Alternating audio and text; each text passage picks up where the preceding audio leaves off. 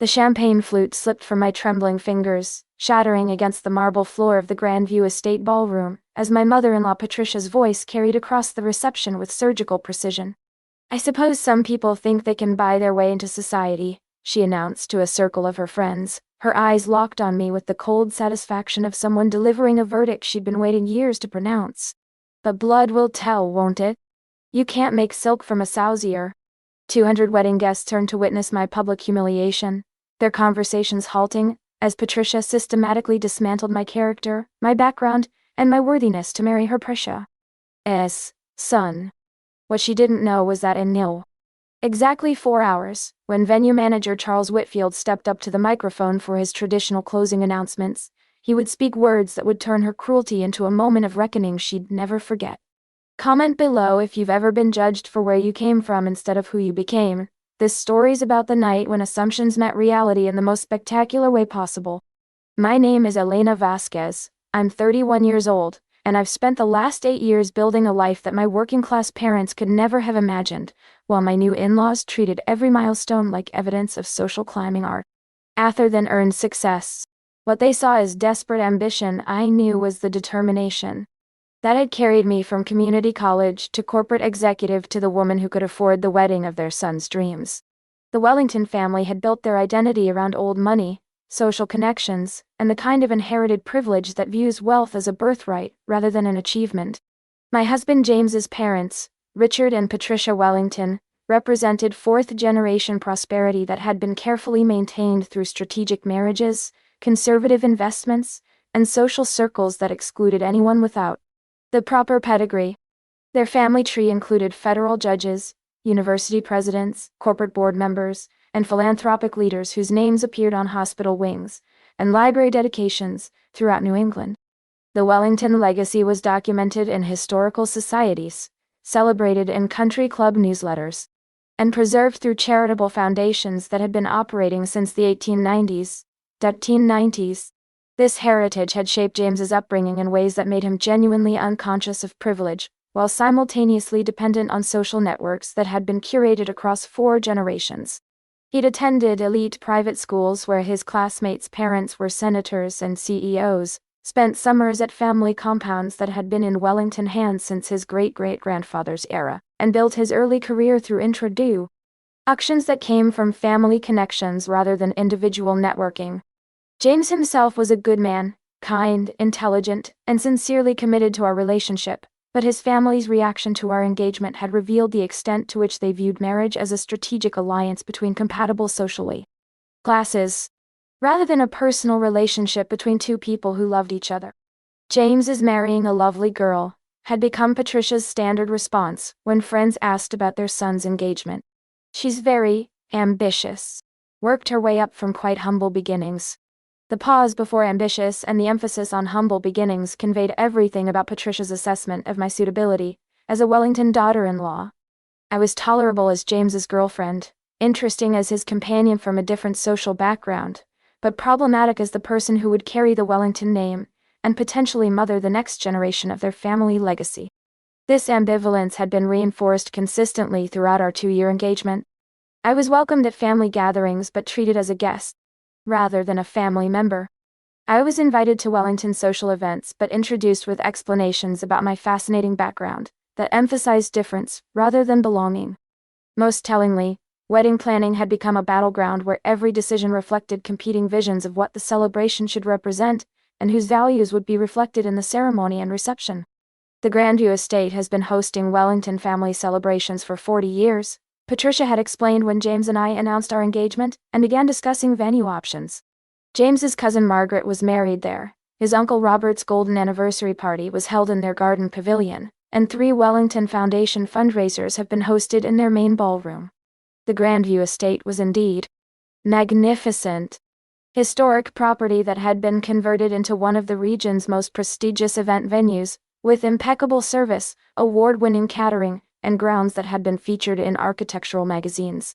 It was also expensive enough to require a $75,000 minimum for weekend bookings, which Patricia assumed would be beyond my financial capacity, and would therefore require Wellington family assistance. "We'd be happy to help with expenses," Patricia had offered with the kind of gracious condescension that made charity sound like family generosity. The Grandview estate is quite costly, but we want James to have the wedding he deserves. What Patricia didn't know was that my humble beginnings had motivated exactly the kind of aggressive career development and financial discipline that had made the Grandview estate's fees manageable within my own budget. I'd graduated from community college with an associate degree in business administration, then worked full-time while completing my bachelor's degree in marketing at a state university.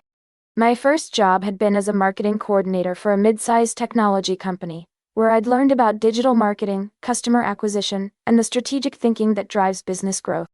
But my real breakthrough had come when I'd identified inefficiencies in our client retention process and developed solutions that increased customer lifetime value by 34%. That success had led to a promotion to marketing manager, then to marketing director, then to vice president of customer development for a company that had grown from $12 million to $47 in annual revenue during my 6 years of employment. By the time James and I got engaged, I was earning $187,000 annually, plus performance bonuses that had averaged $43,000 over the previous 3 years.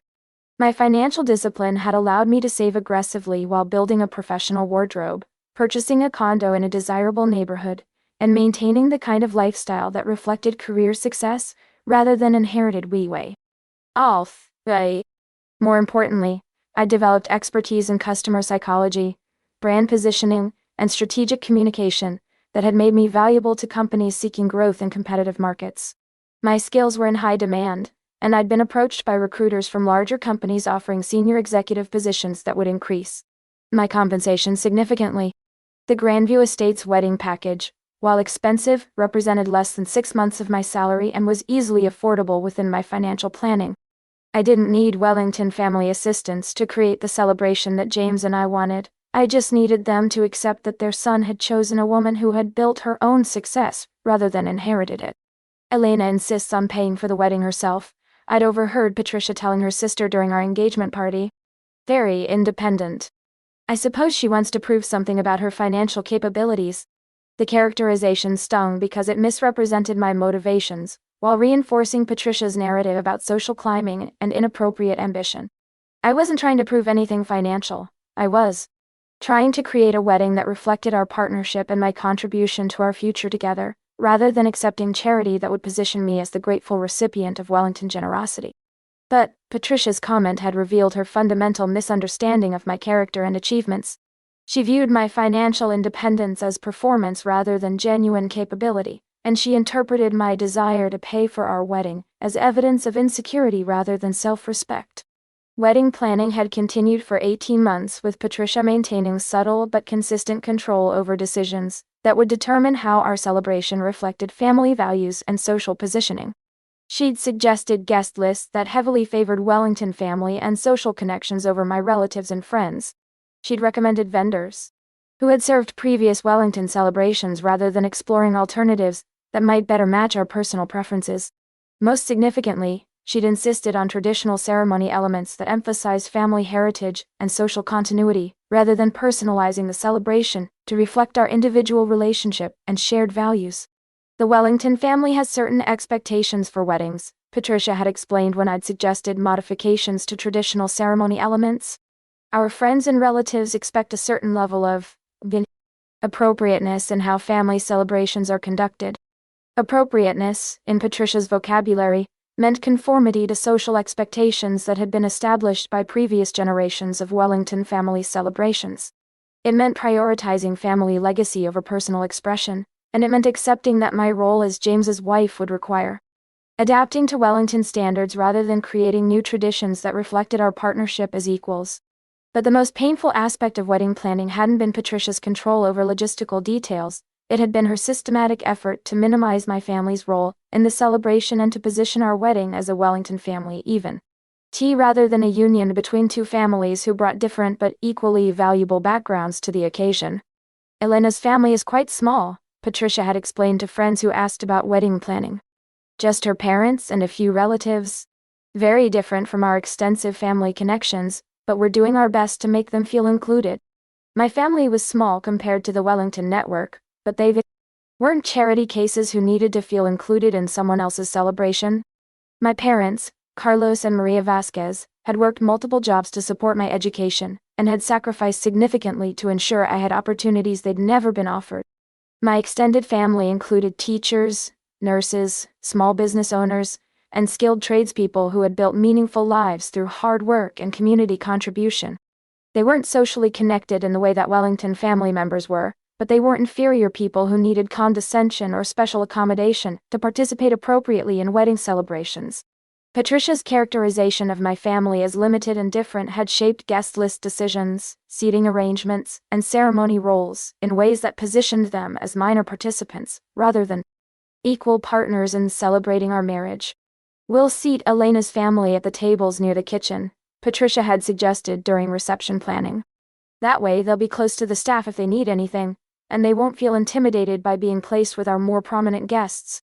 The suggestion revealed everything about Patricia's assumptions regarding my family's social abilities and their comfort level in upscale environments. She was protecting them from embarrassment, while simultaneously ensuring that their presence wouldn't compromise the social tone she wanted to establish for Wellington family and friends. But what Patricia didn't understand was that my parents had been observing her behavior throughout our engagement, and had developed their own opinions about Wellington family character. Values. "Mia, this woman treats us like we're too stupid to use the right fork," my mother had told me privately after one particularly condescending family dinner. "She explains everything like we've never been to a restaurant before." My father had been more direct in his assessment. "Elena, I don't care how much money they have. Good manners don't cost anything, and treating people with respect isn't about social class. This woman has no class where it matters." Their observations were accurate and painful, because they revealed how Patricia's efforts to be gracious were actually expressions of prejudice disguised as hospitality. She was managing my family's presence rather than welcoming their participation, and she was protecting Wellington's social standards rather than celebrating the union of two families who brought different strengths to our marriage. The wedding day itself had been everything I'd envisioned aesthetically. Beautiful ceremony in the Grandview Estates garden pavilion, reception in the main ballroom with flowers that had cost more than my parents' monthly mortgage payment, and service that met every expectation for elegance and sophistication.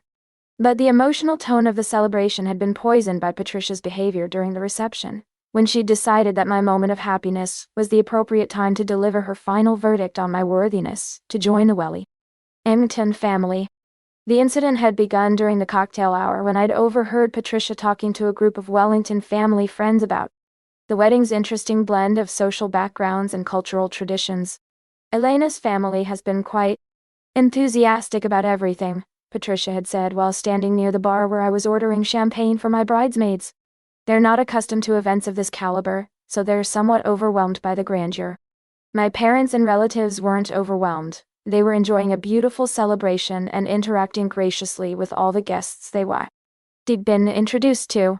But Patricia's characterization positioned their pleasure as evidence of social inexperience, rather than appreciation for a well-planned wedding. "It's challenging when families have such different backgrounds," her friend Margaret had replied, glancing in my direction with the kind of knowing smile that accompanied gossip about inappropriate social matches. "Blood will tell though," Patricia had continued, her voice carrying clearly across the cocktail area. "You can dress people up and put them in elegant surroundings, but breeding shows through eventually." The conversation had continued with Patricia systematically dissecting my background, my family's social limitations, and her concerns about the long-term implications of James's choice to marry someone whose values and social understanding didn't align with Wellington family expectations. The breaking point had come during dinner, when Patricia had stood up to offer what was supposed to be a welcoming toast to my family and our marriage. "We're so pleased to welcome Elena into the Wellington family," she'd begun, her voice carrying easily through the ballroom's excellent acoustics. "She's worked very hard to reach this moment, and we admire her determination to better herself through this marriage." The words were carefully chosen to sound complimentary while delivering devastating subtext about my motivations for marrying James. Patricia was suggesting that I'd pursued our relationship as a strategy for social advancement rather than genuine love, and she was positioning our marriage as charity that the Wellington family was extending to someone who needed elevation rather than partnership. "Elena comes from very different circumstances than our family," Patricia had continued, "but we believe that love can overcome even the most significant social differences." The toast had concluded with polite applause from guests who understood the subtext even if they didn't fully appreciate its cruelty. Patricia had managed to appear gracious while delivering a public assessment of my character and background that positioned me as a social climber who had successfully manipulated their son into marriage. But the most devastating moment had come immediately after the toast, when Patricia had approached me directly with her champagne glass, raised in a gesture that appeared celebratory, while delivering words that were designed to destroy my confidence and happiness on my wedding day. "I suppose some people think they can buy their way into society," she'd said loud enough for nearby tables to hear clearly. "But blood will tell, won't it? You can't make silk from a sow's ear." The metaphor was deliberately cruel and unmistakably clear. Patricia was calling me a pig who had been dressed up in expensive clothing but could never become the silk that represented genuine quality and breeding. She was telling 200 wedding guests that my financial success was lipstick on a pig, and that my marriage to James was a temporary illusion that would eventually reveal my true nature. The champagne glass had slipped from my fingers as I processed the magnitude of her cruelty, and the public humiliation she'd chosen to inflict during what should have been the happiest day of my life. James had been across the room talking to his college friends and hadn't heard Patricia's comment, but several dozen guests had witnessed the exchange and were watching to see how I'd respond to being called a pig at my own wedding reception. I'd stood frozen for what felt like hours but was probably only seconds, my wedding dress train pooling around the broken glass while I tried to process the depth of malice that had motivated Patricia's attack and the social calculation that the facial calculation had made her choose this moment and this venue for maximum humiliation. "Patricia, I think you've had enough champagne," my maid of honor, Jessica, had said, appearing beside me with the quick reflexes of someone who'd seen trouble developing and had moved to provide support. "I haven't had nearly enough champagne to make this situation tolerable," Patricia had replied, her voice carrying the kind of crystalline clarity that comes from someone who is completely sober and completely committed to inflicting maximum damage. The confrontation had been interrupted by the band's announcement that dinner was being served, but Patricia's assessment of my character and social worthiness had been delivered successfully to an audience that included Wellington family, business associates, and social connections who would carry the story through their networks for years to come. I'd managed to get through dinner, the first dance, and the traditional wedding reception activities while processing the emotional devastation of being called a pig by my mother-in-law in front of everyone who mattered to our future social and professional relationships. But the most painful aspect of Patricia's attack hadn't been the public humiliation. It had been the realization that she'd been planning this moment throughout our engagement, waiting for the wedding reception to deliver her final verdict on my unworthiness to join her family. The reception had continued with Patricia holding court among Wellington family and friends, accepting congratulations for her honest assessment of family dynamics and social realities. She'd successfully positioned herself as the protective mother who was willing to speak difficult truths about inappropriate social matches, and she'd done so in a context where I couldn't respond without appearing defensive or ungracious. But at 11:47 p.m., as the reception was winding down, and guests were beginning to gather their belongings for departure, venue manager Charles Whitfield stepped up to the microphone for his traditional closing announcements.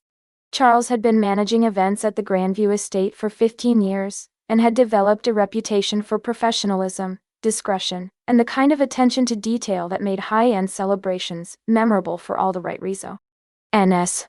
"Ladies and gentlemen, before you depart this evening, I have a few brief announcements on behalf of the Grandview Estate Management," Charles began, his voice carrying easily through the ballroom, where guests were finishing their final conversations and collecting personal items. "First, we hope you've enjoyed this beautiful celebration of James and Elena Wellington's marriage. The staff has been honored to serve your family on this special occasion." He continued with standard housekeeping announcements about coat check, valet parking, and transportation arrangements for guests who needed assistance getting home safely. But then Charles moved to a portion of his remarks that was not standard protocol for wedding receptions. "I'd also like to take this opportunity to thank the evening's sponsor for choosing the Grandview Estate for her wedding celebration," Charles announced, consulting notes that he'd prepared specifically for this moment. "Elena Wellington, we're grateful that you selected our venue for this milestone celebration." Sponsor. The word hung in the air like a revelation that transformed every assumption about wedding financing and family contributions that had shaped the evening's social dynamics. As you may know, the Grandview estate has been completely renovated over the past 2 years. Through the generosity of private donors who believe in preserving historic properties for community celebration, Charles continued.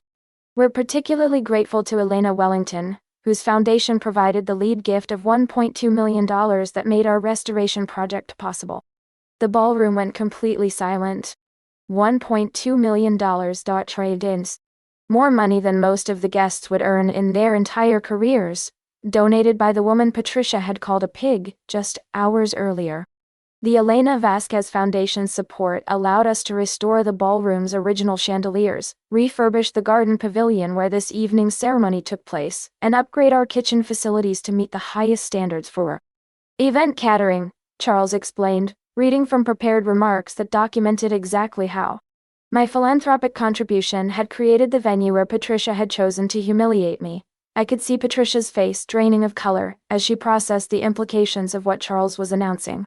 The venue where she delivered her assessment of my social worthiness had been restored through my own charitable contribution, and the celebration where she'd called me a social climber had been hosted in a ballroom that existed in its rent form because of my financial generosity.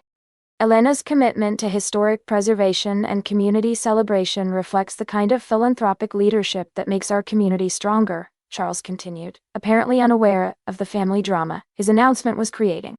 Nay. We're honored to host events for donors who share our values and support our mission. The silence that followed Charles's announcement was profound and uncomfortable. Guests who had witnessed Patricia's earlier assessment of my character were now processing information that revealed the depth of her misunderstanding about my financial capabilities and community contributions.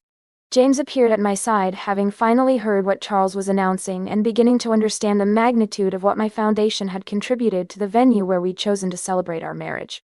Elena, you restored this entire venue? He asked quietly, his voice carrying amazement and what might have been embarrassment that he hadn't known about my philanthropic activities. The Elena Vasquez Foundation has been my primary charitable focus for the past 4 years, I replied, speaking loudly enough for nearby guests to hear my explanation. We focus on historic preservation and community accessibility. The Grandview Estate project was our largest commitment, but we've also supported library renovations, park improvements, and educational programs throughout the region. Patricia approached us slowly, her earlier confidence completely replaced by the dawning realization that her assessment of my character and social worthiness had been based on complete ignorance about my actual achievements and community contributions. Elena, I had no idea you were involved in philanthropy, she said, her voice carrying none of the authority and condescension that had characterized her earlier statements. Patricia, there's a lot you don't know about who I am or what I've accomplished, I replied calmly. You've spent 2 years focusing on where I came from instead of learning who I became.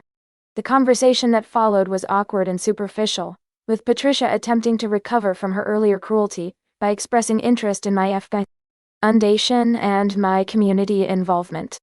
But the damage had been done, and her public assessment of my character could not be withdrawn or forgotten. More importantly, Charles's announcement had revealed the gap between Patricia's assumptions about social hierarchy and the reality of philanthropic leadership in our community. The woman she'd called a pig had contributed more to community welfare than the Wellington family's charitable activities over the previous decade combined. 6 months later, Patricia's humiliation at our wedding had become the story that defined her reputation within Wellington's social circles. Her friends gradually learned that the daughter-in-law she'd publicly dismissed as unworthy was actually one of the region's most significant philanthropic leaders, and that her cruel assessment had revealed more about her own character and about mine. The Elena Vasquez Foundation has continued to grow, with annual giving that now exceeds $800,000 for projects that improve community welfare and preserve historic properties.